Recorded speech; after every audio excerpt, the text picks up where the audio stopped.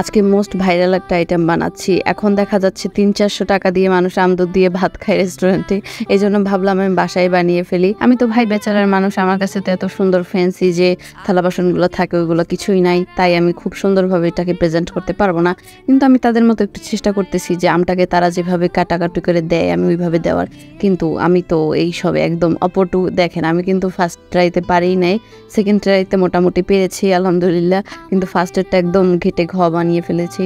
আর আমার প্লেটটা তো এমনি নর্মাল প্লেট, যেটার পাশ দিয়ে একটু উঁচু থাকে, এই জন্য আমটা রাখতে আসলে সমস্যা হচ্ছিল। আসলে আমরা বাইরে থেকে দেখি তো, তাই অনেক কিছুই বুঝতে পারি না। যেমন ধরুন এই পোস্টটা দেখে ফার্স্টে আমিও ভেবেছিলাম কি ভাই আমদুধের এত দাম কিভাবে হয়, কিন্তু পরে বুঝতে পারলাম আসলে এটা স্টিকি রাইস। আর এখানে আমরা যে দুধ যেটাকে আপনারা বলছেন, এটা কিন্তু নর্মাল দুধ না, এটা কিন্তু কোকোনাট অয়েল, মানে কোকোনাট মিল্ক, সরি।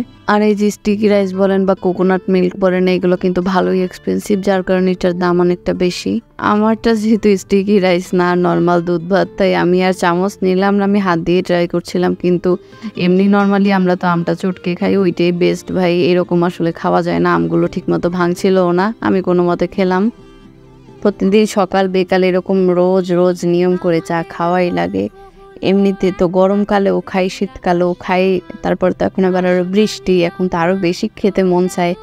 কি বলবে, এই চা আর কফি পাগলামি আমার যে কবে ছাড়বে, এত বছর ধরে এই পাগলামি চলছে, এগুলো ছাড়ার কোনো নাম নেই। যাই হোক, তারপরে এই যে বাতাসের সাথে এখন আমরা চিপস পাই। আগে তো আমরা চিপস কিনতাম টাকা দিয়ে, কিন্তু আজকাল মনে হয় যেন বাতাস কিনি টাকা দিয়ে। সেদিন পুরিটা খেয়ে অনেক মজা লেগেছিল, তাই আজকে আবারও নিয়ে আসলাম পুরিটা। আগে যখন গ্রামে থাকতাম তখন প্রায় এরকম পুরি খাওয়া হতো, অবশ্য ডালটা অনেক বেশি ঘন থাকতো আর পুরিটারও ভিতরে ডাল ফুলফিল থাকতো। তো আজকের ডালটা মোটামুটি ঘন আছে, সেদিনটা একটু পাতলা ছিল।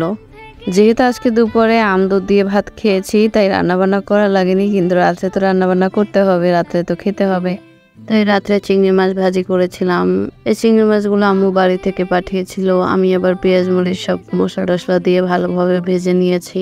এই কড়াইটার জন্য আমার একটা ফ্রেন্ড বলেছিল, তুই কি কড়াই ইউজ করিস, কড়াইটা চেঞ্জ করে ফেল। এখন ওরে কেমনে বোঝাই যে এটা একটা নতুন কড়াই, কিন্তু এইসব কড়াইতে আপনার যত রান্না করবেন তত এরকম কড়াইয়ের কালারটা কালো হয়ে যায়, যতই ধর না কেন এটা হবেই। এটা মেয়েরা বুঝতে পারবে, ছেলেরা খুব কমই বোঝে এইসব বিষয়।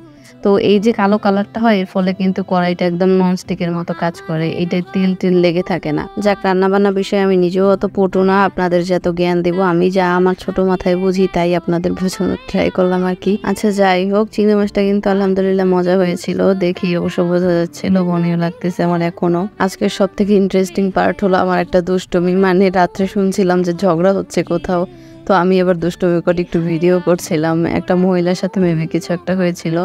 তো আপনারা এটা দেখতে থাকুন, আমি যাই, টাটা।